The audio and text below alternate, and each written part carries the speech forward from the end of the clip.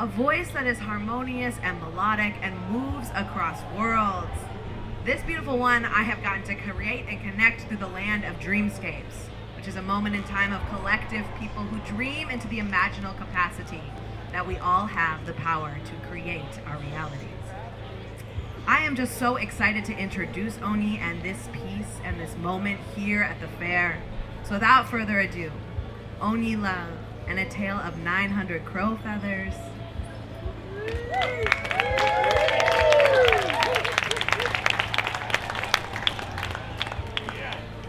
La lutarewa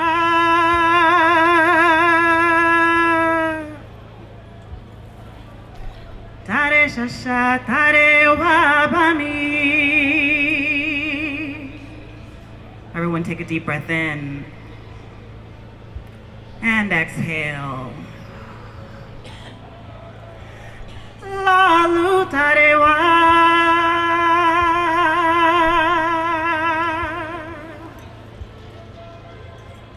tare shasha tarewa bani.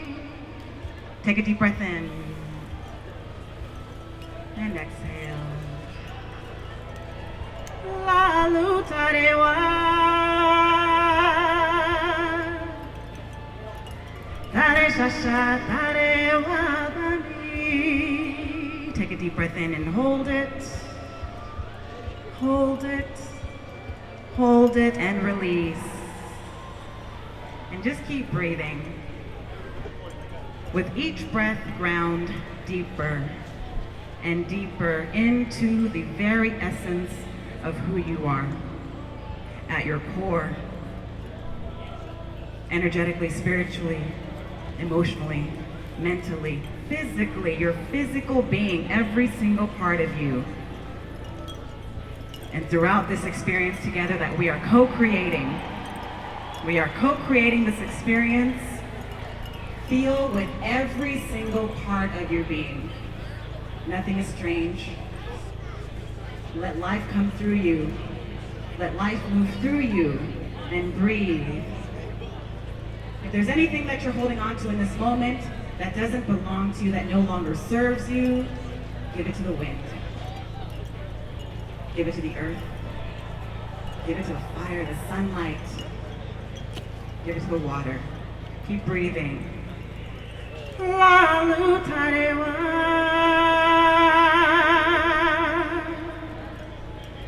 tare shasha tarewa bani. Eshu dara tarewa tare shasha tarewa bani. Hailo dao ya okuo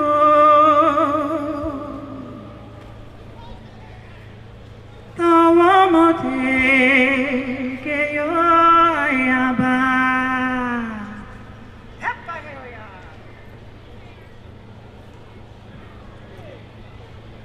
Oyate ariwo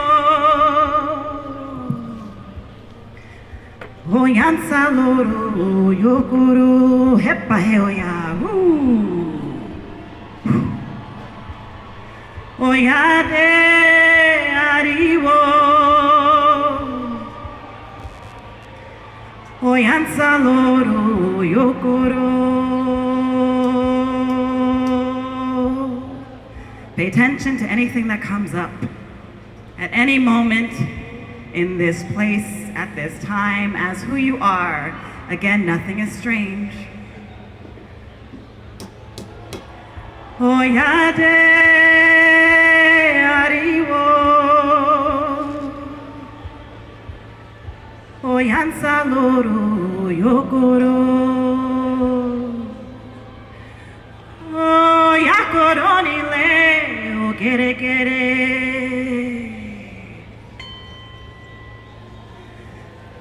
Oyakoron la ogara gara.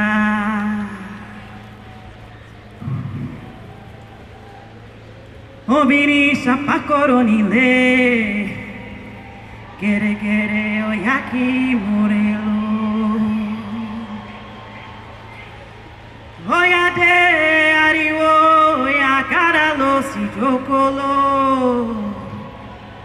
Take a breath in.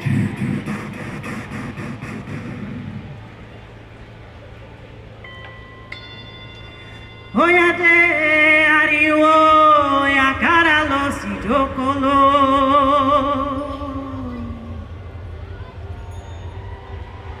Oyate ariwo yakara lo sijokolo.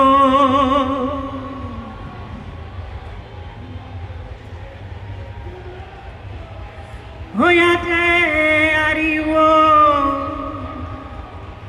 oyakara lo sijokolo. Oyate ariwo oyakara lo sijokolo. Take a deep breath in and exhale.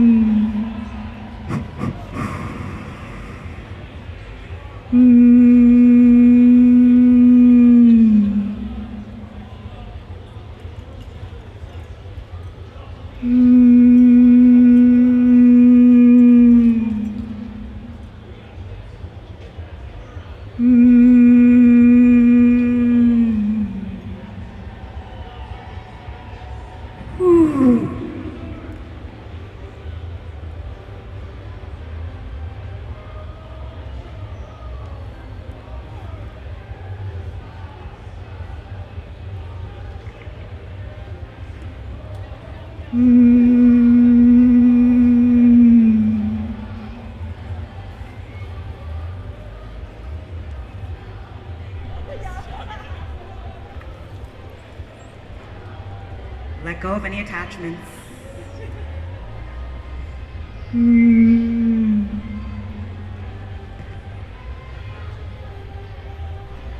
Those who I hand things to you are holding space. All of you are holding space.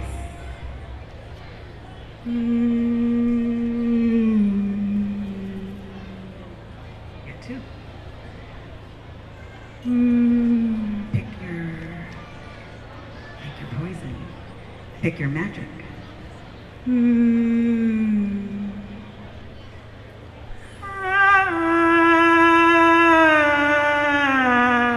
You get two. You get four.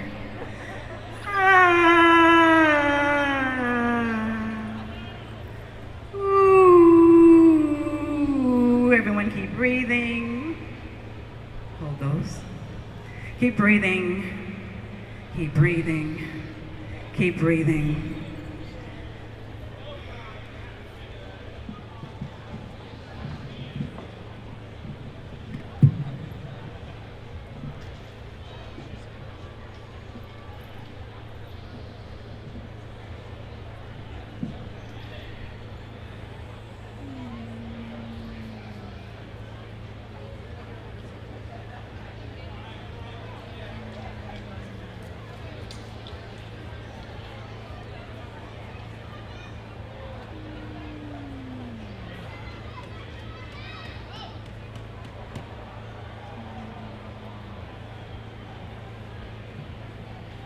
May 3rd, 2017.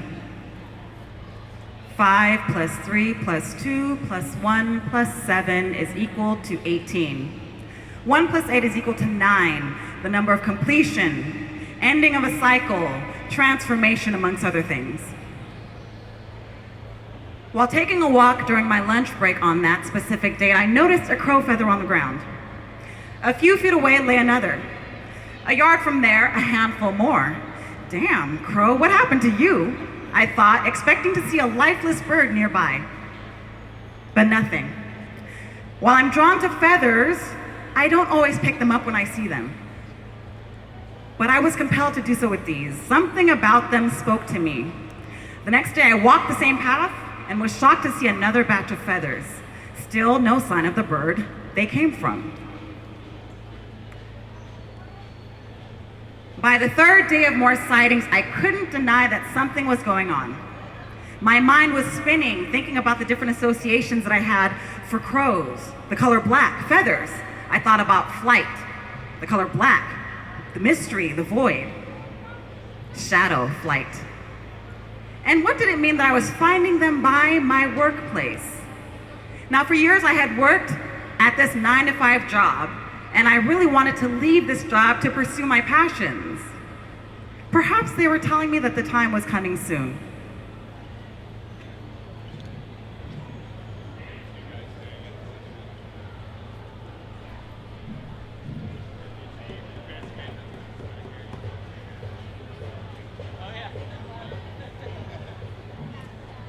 That weekend, I emailed my babalawo, the priest in the specific African tradition that I practice called Ifa. I wrote about my findings and asked for spiritual guidance. I wanted to ensure that I wasn't bringing any unwanted attention to me. You see, it wasn't enough that finding them excited me, brought me joy. Picking them was such a beautiful experience. I doubted myself. After not hearing back for several days from Baba, I was getting nervous. My anxiety levels literally were peaking. I was finding more feathers every day. Now, one evening after a friend's show, I was walking down the street and I happened to pass by a psychic shop. Now, I'm no stranger to readings, hashtag divination junkie, so I just decided, you know what, let me just walk in. I opted for a general reading from the owner, and she was spot on about a lot of things. And so I decided, maybe I should ask her about my crow feathers since I haven't heard back from my own Baba. And as soon as I did, I could see the shift in her demeanor immediately. Well, what do you feel when you pick them? Happy? They bring me joy. You shouldn't touch them. They represent death. Her fear was palpable and actually really annoying.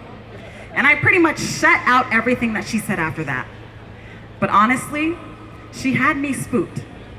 I started thinking about my own fears about death. I started tapping into the mass consensus ideas and fears about death.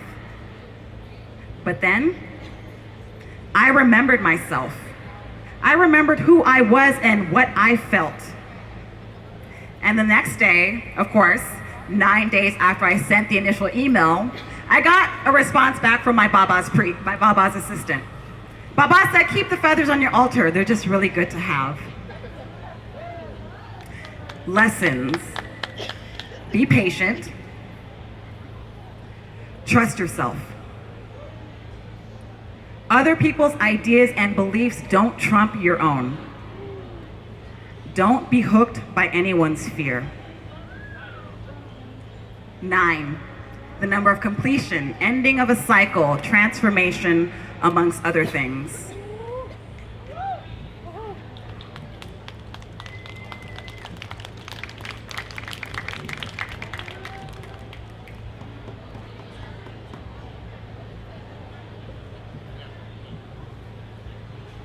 After that experience, and in considering some other messages I had received, it became clear to me that collecting these black feathers needed to be ritualized. It was more than some routine or something I was just doing for fun. Crow was stepping forward to guide me towards and through some sort of transformation.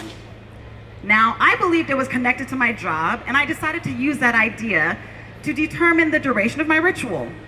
I would gather crow feathers until I left my job. Simple. I had no clue about the profound impact this ritual would have on my life, even till today. How everything that I would learn and be reminded of would alter me.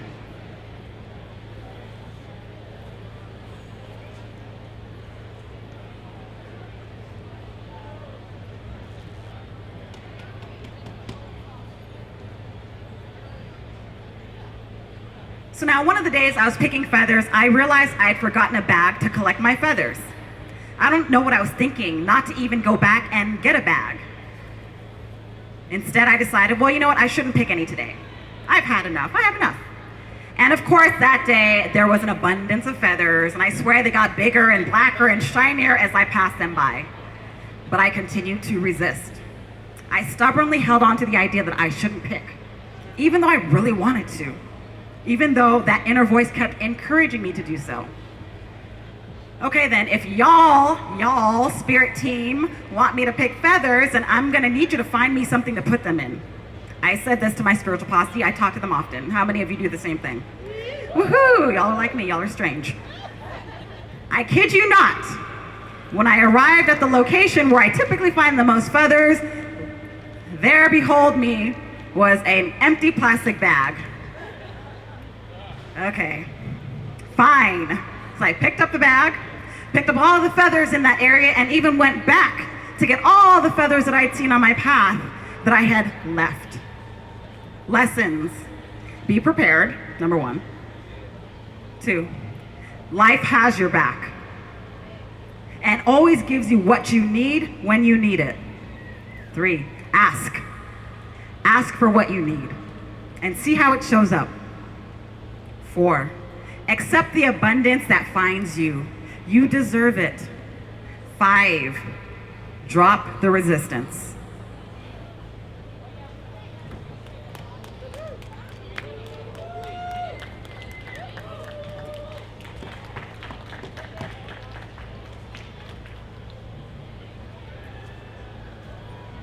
Another day I was finding so many feathers, I had no idea what was going on with my crow friends. Mind you, I already had tons of feathers from days of foraging, but I felt like I hit the jackpot on this day. And then I heard that small voice, you should give them away. Yeah, right. I just brushed that thought to the side. Bad as always, that voice came back, louder, more insistent. You should give them to Sanyu. Okay. So Sanyu is one of my closest friends, and actually dear friends with Tara as well. In fact, we call each other soul sisters from other mistars, and we share in many of our witchy ways. Her power animal guide happens to be crow. This woman literally has an entire taxidermy crow in her bedroom, and she did not kill it herself. I've been updating her on virtually every aspect of my ritual, so it made sense that she would come up. Give Sanyu the feathers next time you see her. After arguing with myself for a few minutes, I surrendered, reluctantly. And when I saw her a few days later, I gave her a bag full of crow feathers. Oh, her little crow heart was so happy. Lessons. Again, drop the resistance. Generosity.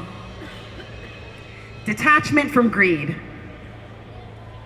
Oftentimes, if not always, the abundance that is given to you is meant to be shared with others.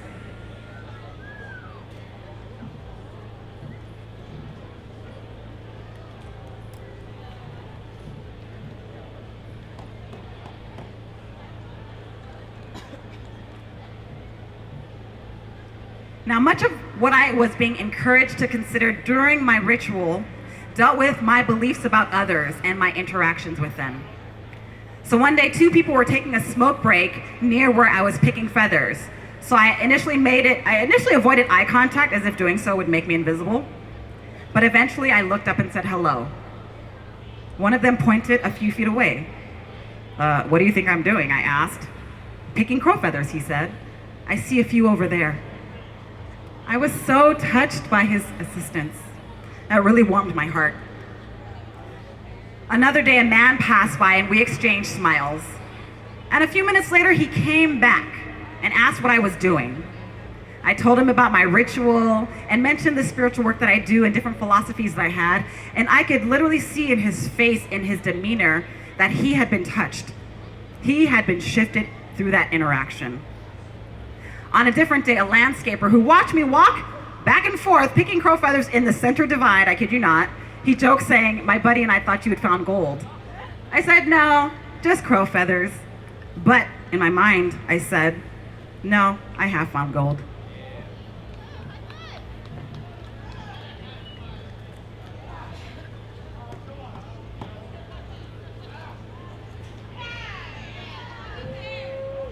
Perhaps the biggest lessons were, 1, just do my work, regardless of how I look to others, despite what everyone else is doing.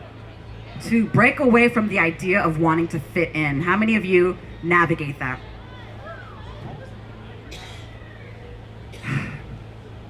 We have this idea of not wanting to be on the fringe, be considered an outside, blending in. Imagine me, a dark-skinned, bald woman, wearing flowing, colorful, sometimes all white clothing. Nothing really blends in about me. Now add to that picking feathers around a busy section in a commercial area near the airport, while people and cars were streaming up and down in this very visible location. My mind and ego wanted to collapse into embarrassment about what I was doing, to hide, sometimes not to do the work that I set out to do. But each day the message to pick feathers kept coming strong, and I listened, and I listened, and I listened, and I still listen. Listen to yourselves. You're wise beyond. Listen to yourselves.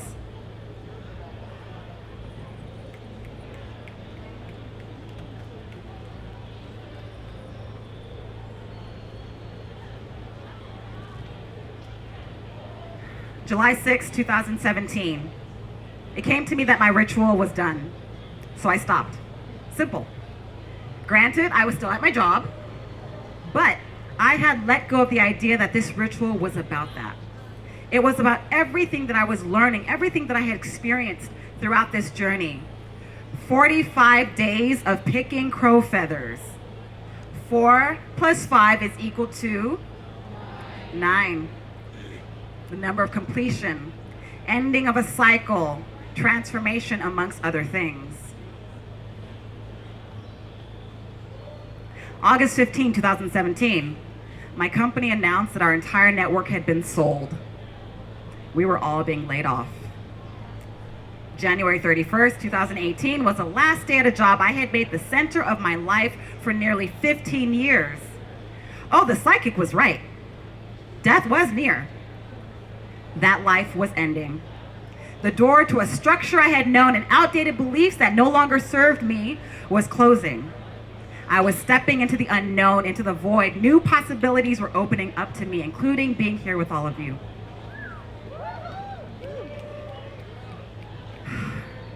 November 22nd, 2019. 11 plus 22 plus 219 is equal to 252. 2 plus 5 plus 2 is equal to 9. The number of completion, ending of a cycle, transformation, amongst other things. This specific date was the final day of my initiation into the priestesshood of Oshun and Obatala, deities within Ifa, the indigenous, philosophical, spiritual, magical, practical system of the Yoruba people of West Africa. My maternal lineage. And while my father's paternal lineage is Igbo, him and his family, his brothers and sisters, were immersed in Yoruba culture. However, I had known nothing about this until I took a class, a random class in college, to learn about this tradition that comes literally from my ancestors, my own ancestors. I was coming back home. This powerful experience, which occurred in Nigeria, was a rebirth on every level, across multiple dimensions. My DNA literally shifted as rituals were conducted by people with unbroken lines in this tradition, held space for me. This was my birthright. My birthright. And I continue to live my life as ritual. Each moment an initiation into the next, dying, being birthed, dying, being birthed, we're dying and being reborn every single moment. You are not the same as the past versions of yourself. Let it go. You are not the same as who you were 5 seconds ago, 5 days ago, 5 months ago, 5 years ago, 5 generations ago. Let it go. You are the change. You are the change. That complete cycle of life, which is all of it.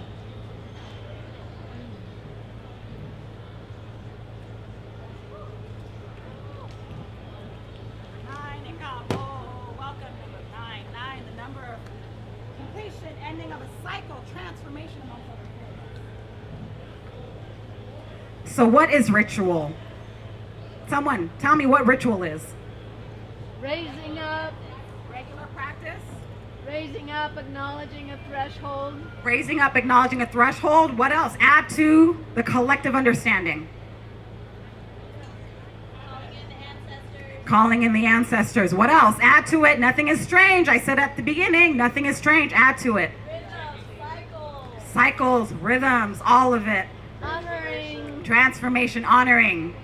Ashe. Acknowledging and delineating spiritual space. Ashe, amen, aho. And so it is, so it has always been, so it will always be, all existing here and now at this crossroad that we get to be in. So, Ashe. Standard dictionaries associated with religion, social customs, normal protocol. I mean, I'd venture to say that picking crow feathers for almost 50 days is not really considered normal protocol for most people. And while ritual is a very important aspect of the tradition that I practice, Ifa, this one wasn't prescribed by Ifa. This one was conceived and birthed from my own recognition. So again, what is ritual? In his work, Initiation Rites and Rituals in African Cosmology, Kenyan professor of humanities Paul Kiolo writes, the word ritual refers to symbolic action, which focus a certain kind of power through the use of natural signs and symbols. Jonathan Z. Smith, American historian of religion, said, ritual is, above all, an assertion of difference. Religious scholar Catherine Bell expanded upon this, saying, ritualization is a way of acting that specifically establishes a privileged contrast, differentiating itself as more important or powerful. So what that all boils down to for me is that it's not about what you do. It's how you do it. With what intention, with what energy. For me, ritual is engaging in any set of actions with mindfulness for the purpose of creating a framework, a structure that holds space for illumination to occur. For light, information to ground itself, that lightning bolt, to be reflected and thus create reflections that remind me of who I am, who I am, who I am. Reflections that remind my consciousness of what it knows, what it knows, what it knows, but has forgotten or needs reiterated. The more I repeat these actions, the more fortified that framework becomes, and thus more energy can be focused as it comes through. Repetition with intention is powerful. Repetition with intention is powerful. Repetition with intention is powerful. It creates a trance state, allowing one to be more open to receive whatever information wishes to reveal itself. So, I task all of you, whether it be gathering crow feathers, if you see any random, I swear you're gonna start like seeing crow feathers everywhere. Picking up crow feathers, separating beads, counting the petals of a sunflower, sitting by a tree for a few minutes, shaking hands with everyone wearing a tie-dye shirt, locking eyes with every child that you see, picking up a rock, touching it to your head, and then putting it back. I task you all with creating a ritual for yourself, cleaning your house, cleaning your space, cleaning the corners of your tent. Ritualize it. Take something you already do on a regular basis and ritualize it. Start simple. Don't be getting crazy now. Just don't start getting crazy. I know, I see you all. You're gonna think about the most extreme thing and then like hurt yourself in the process. Keep it simple. Start small. Start with something that you at least enjoy or are neutral about. And if it can be done in or incorporate elements of nature, the natural world, I highly, highly, highly recommend it. Nature, all the beings within the plant, mineral, animal kingdoms which we belong to, which we are reflections of and are reflections of us, they provide, all of it provides the most complete reflection of who we are as humans. We are not separated from it. We have never been. We will never be separated from it. That is an illusion. That's a lie. That is an illusion. That's a lie. That is an illusion. That is a lie. We are part of nature. And if incorporating nature is not possible, it's okay. Even if you live in a concrete jungle, concrete comes from Earth. It's nature. We didn't grab some random asteroid from the sky and then create concrete. No, it comes from Earth. Do what you can with what you have. It's not about what you do. It's how you do it. And have gratitude for the abilities for doing the things you can do in the ways you can do it, and watch how things open up for you. Set the intention and see what shows up.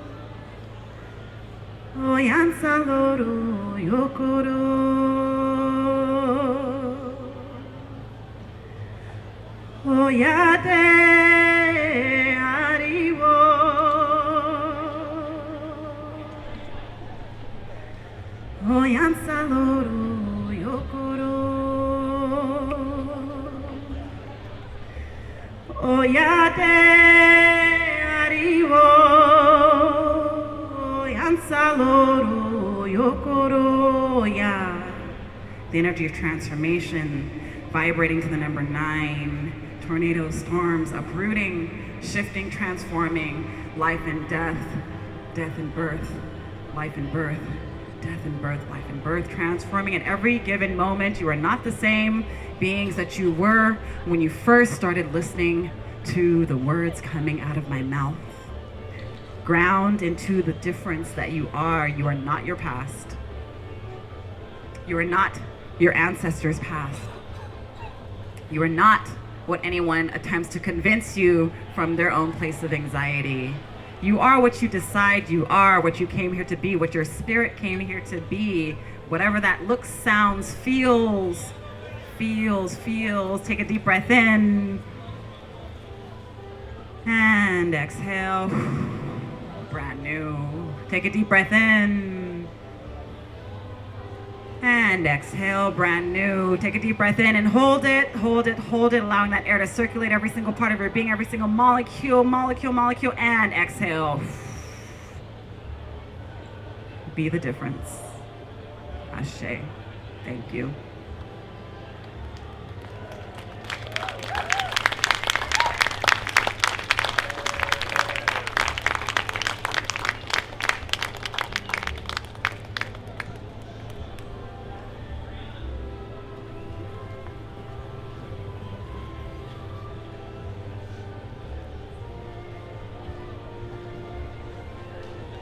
Onyi Love, everyone.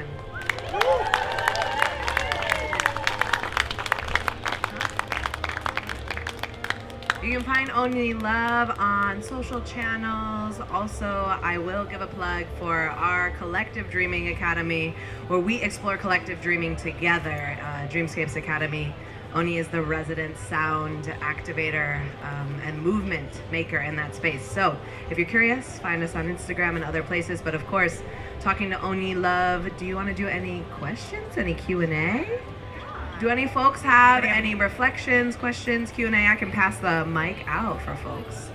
Or anything that in particular felt activated at any point.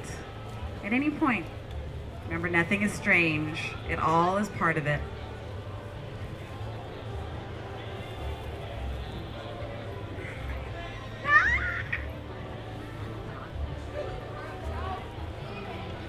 We are all powerful beings. Thank you.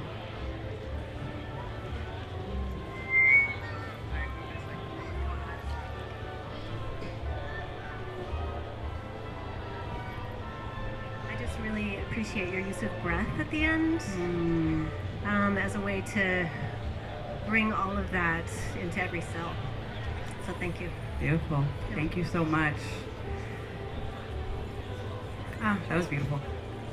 The message coming through is in those moments where it feels as if things are just too difficult to bear. Things are so heavy. there is confusion and there's cloudiness, just breathe. Literally take in a breath and exhale. And with every inhale and exhale, literally feel yourself grounding further and further, deeper into the earth. And you can take a deep breath and exhale with your head touching the earth as well. So use that strategically in those moments. Grounding in the breath, allowing the breath to remind you that we're constantly in this energy of change, shifting, transformation. Transformation is the only constant, change is the only constant. So it's not about stopping the change, it's being at the center, the eye of the storm, watching as the change is happening and learning what you can about yourself and everything around you through it. So just breathe. Literally.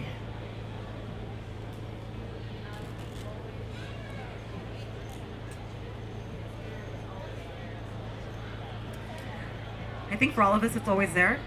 And then I learned different techniques and practices through specific traditions and philosophies for how to do so.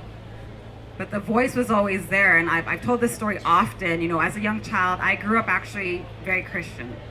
And I shifted away from Christianity and moved into this indigenous practice from my ancestral lineage.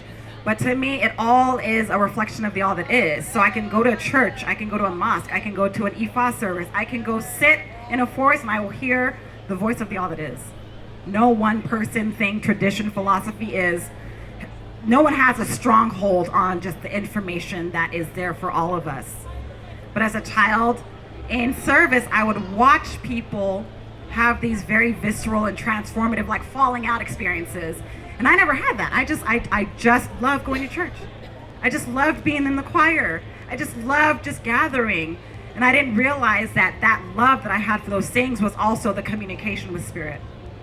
As a child, I started to compare myself to other people. And I said, I'm not enough if I don't feel what they're feeling in that way. And so I took myself away from the actual knowing that my body had called, I just enjoy this. And so my process of coming back to that place has been the ongoing and deepening conversation, communication with all of it. I talk to the trees, I talk to the ants, I talk to myself, I talk to the piece of cloth. Everything about you is a communication, is a channel, is a message, is a messenger. Every piece of straw that you are sitting on or standing on is a being. It's something that your consciousness can reflect upon, reflect with, in order to remind yourself of who you are, who you came here to be. Thank you for that question. Any other questions, reflections?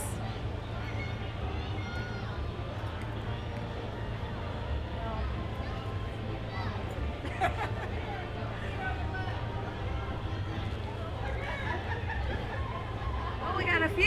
Yay, okay.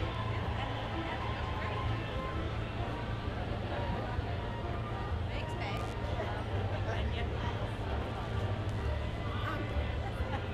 Hello. Okay.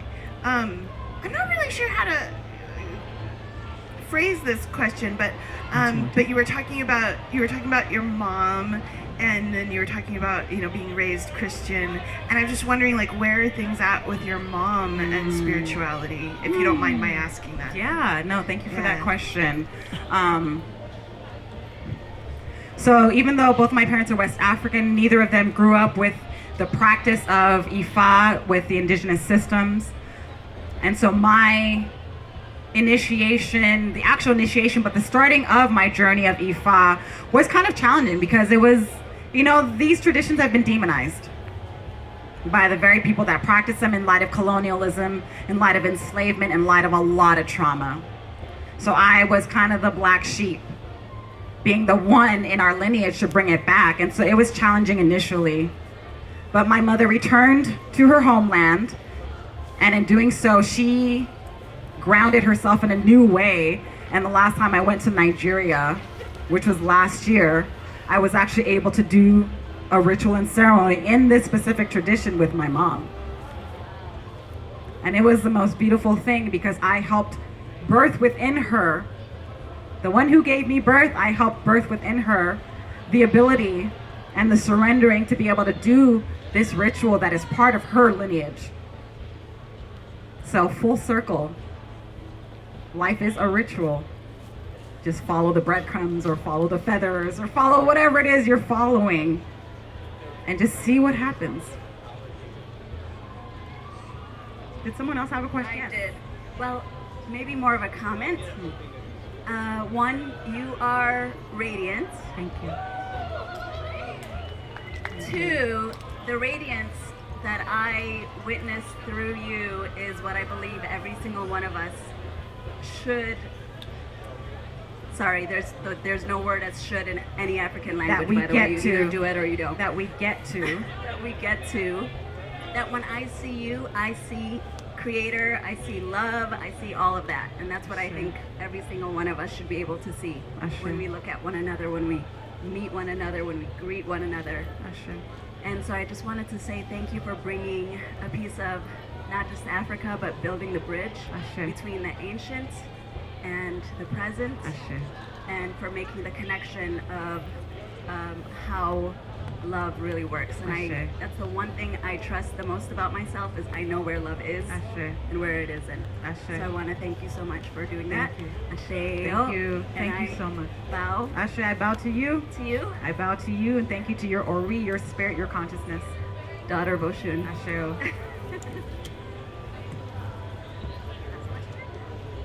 Oh, good. Oh, amazing. Oh, love it. Mic right here.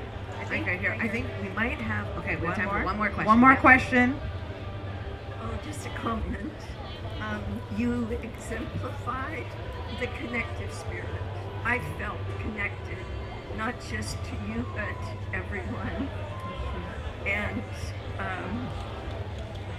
yes, thank you. Ashe. Thank you. Connection is all there is. We are all connected. Everyone, we are all connected, and we all have a tremendous impact on each other. We may never speak. We may never even see each other. We may never even conceive that each other exists, but we have a tremendous impact on each other called we are here together. We are here on this beautiful earth at this time, in this place, across dimensions, in the different iterations of this earth together. So we cannot be anything but connected. So thank you all for experiencing that connection with me. Thank you for welcoming me. Thank you to this land. Thank you to our ancestors. Thank you to the elements. Thank you to the directions. Thank you to the beings in the plant, mineral, animal kingdoms, from the tiniest microscopic being to the largest being. Thank you to all of it. Thank you to all of it. I get to be here, and that is such a privilege. It's a privilege to be here with all of you. Thank you so much. Onyi also will be here tomorrow again.